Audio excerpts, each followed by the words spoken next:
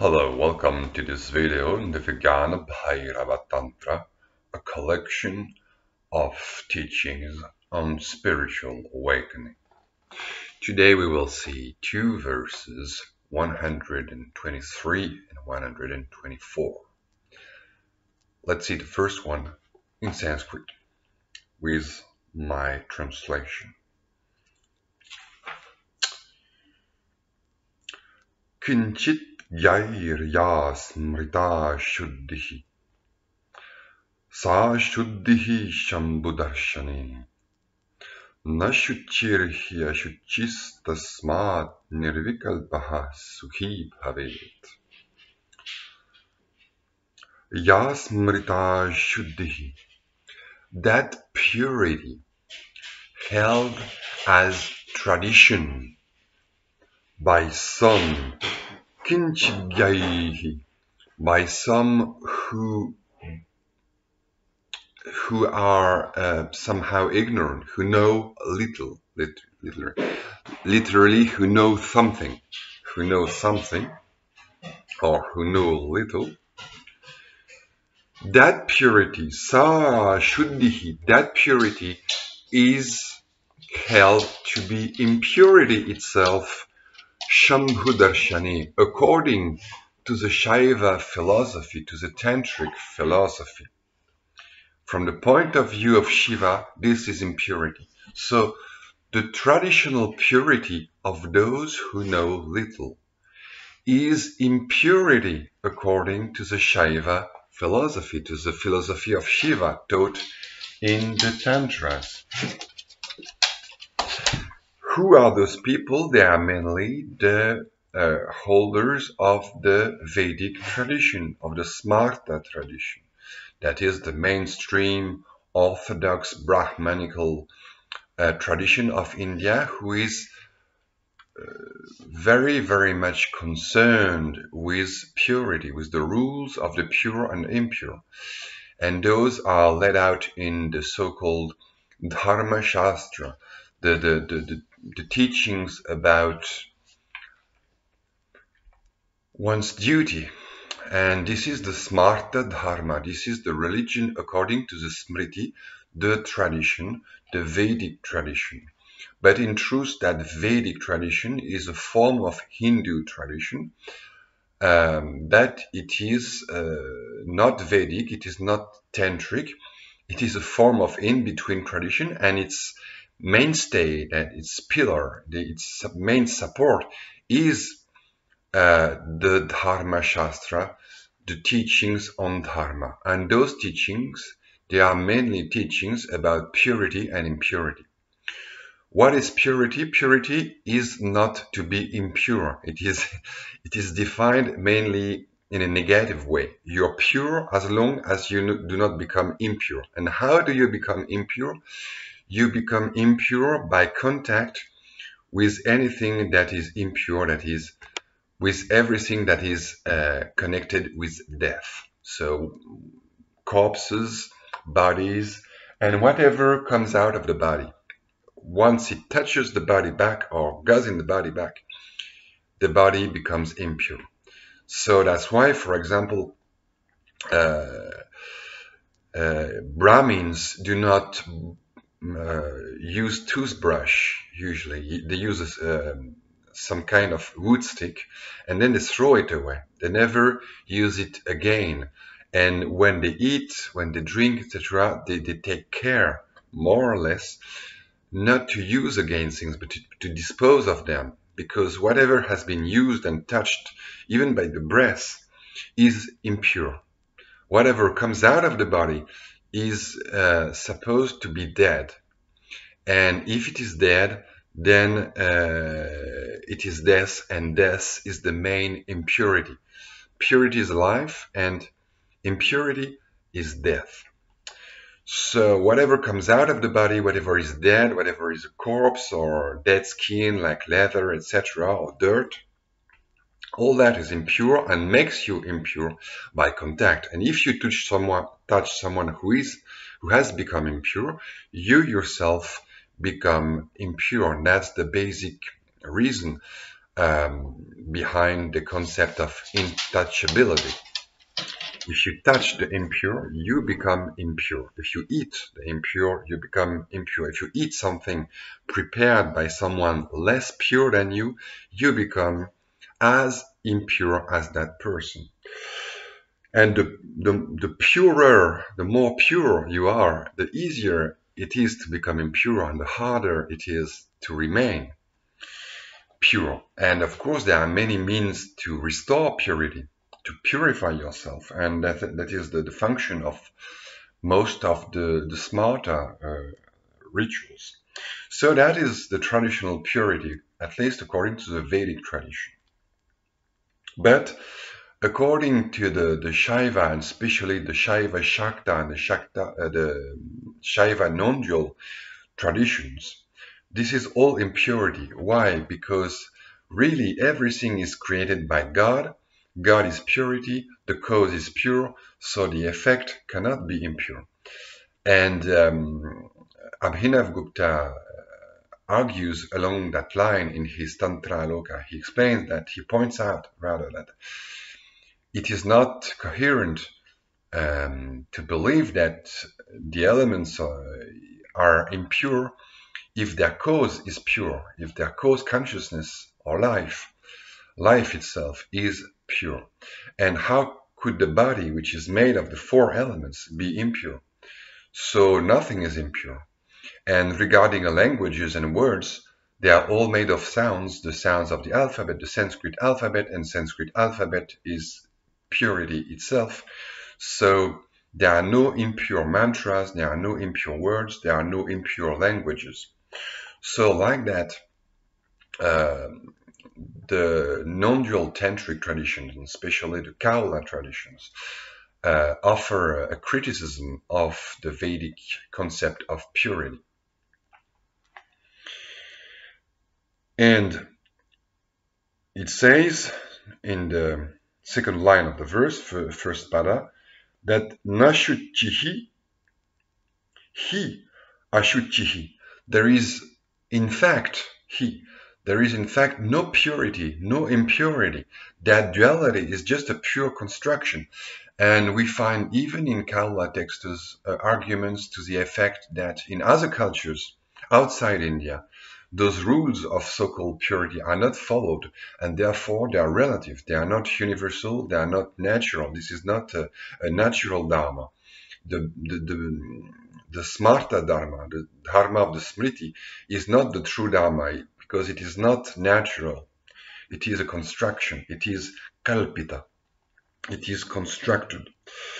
And therefore, one should get rid of all those constructions, of all those vikalpas, and like that, one will be tasmān nirvikalpaḥ. Therefore, one will be without those constructions, with the implied meaning that one will be without dilemmas, without those dilemmas that oppress the Indian mind, and especially the Brahmanical mindset. Always obsessed with choices. Should I go out? Is this the right time? Can I eat that food, drink that water, etc., etc.? You can even become impure by the mere touch of shadow. If you cross your shadow with an impure, with the shadow of someone impure, you can become impure. So this is like a kind of pandemic mindset. Paranoid somehow. And if you realize that this is all artificial constructs, cultural constructions, social constructions, nirvikalpaḥ, then you are without all those dilemmas, all those false choices, and you're relieved of that burden, and therefore sukhī bhavet, you become at ease, comfortable, happy in that sense. And there is a big commentary by Shivopadhyaya. He's quoting and invoking the authority, of course, of Abhinavgupta, etc. So he says that all earth is just earth. So how could the products, the things made of earth could be impure?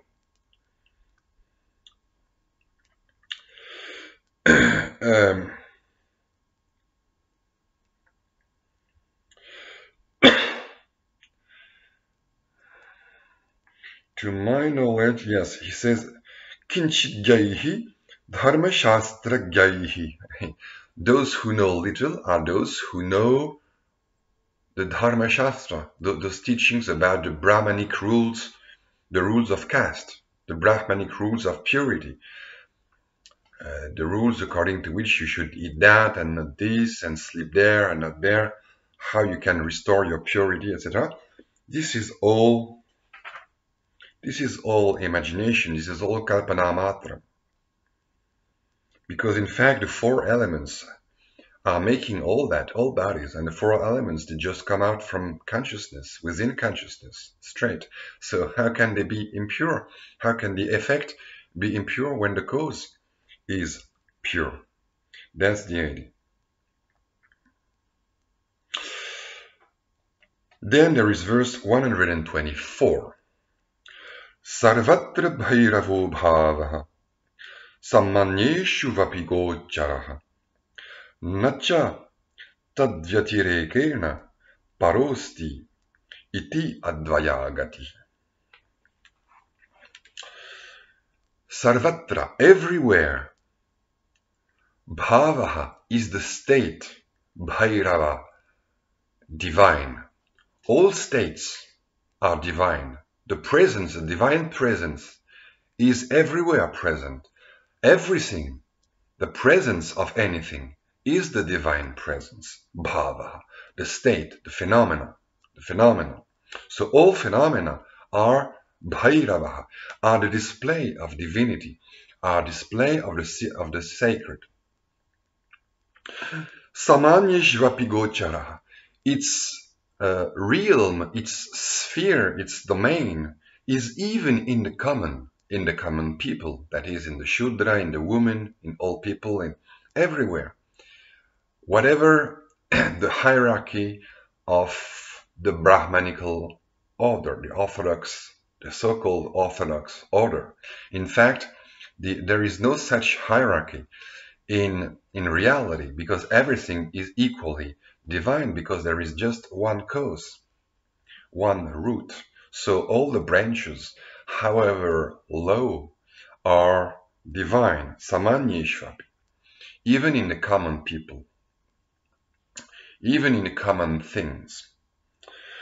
Nacha tadvyatirekteṇa, and there is nothing else beyond that, nothing more, nothing else beyond that. There is nothing outside of consciousness. Consciousness is pure. Everything within consciousness is pure. If the mirror is pure, the reflections are equally pure. If the ocean is pure, the waves are all pure. So there is nothing more than that.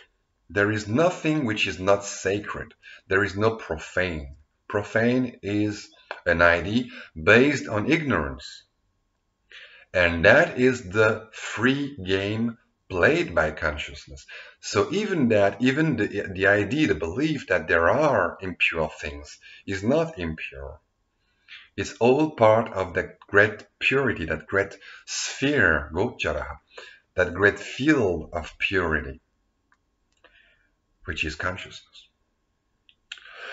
Parosti, na parosti, there is nothing beyond it. There is no other. Consciousness has no outside, has no other. There is no duality. Iti, therefore, having understood that, advayā gatiḥ, there is only one destiny possible, one life possible, one way possible. Advayā gatiḥ, that is the non-dual destiny, that is the non-dual literary, the non-dual movement. But gatiḥ means also understanding in the sense of khyati, state of mind, state of awareness. So that is the non-dual awareness, realizing that there is nothing outside of consciousness, nothing outside of the divine, nothing outside of the sacred. So everything is sacred, one infinite sphere. And there as well, there is quite a long commentary with many quotes to the same effect. And he quotes from the Samvit Prakasha, a Vaishnava text, and from the Maharta Manjari, a text from South India, and even from the Shruti, that is the Vedic tradition. And yeah. And then there is a commentary by Ananda, which as usual is quite more concise and also more conservative. He tries not to provoke the orthodox, whereas Shivopadhyaya is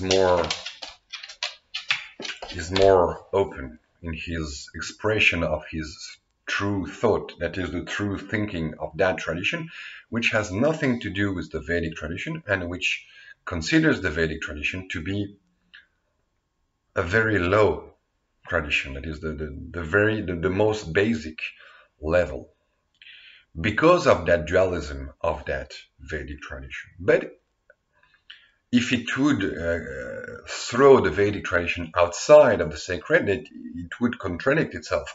So even that tradition, even the Vedic tradition, the most ignorant one, the most contracted one, is still part of the game of consciousness, the play of consciousness, because everything is. There is no outside. Everything is sacred.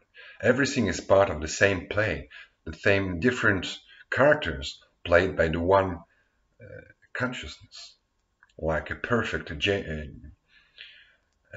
wonderfully gifted actor who can play all the roles, from the highest to the lowest, from the most knowledgeable to from the most aware one to the most ignorant one. The Vedic tradition.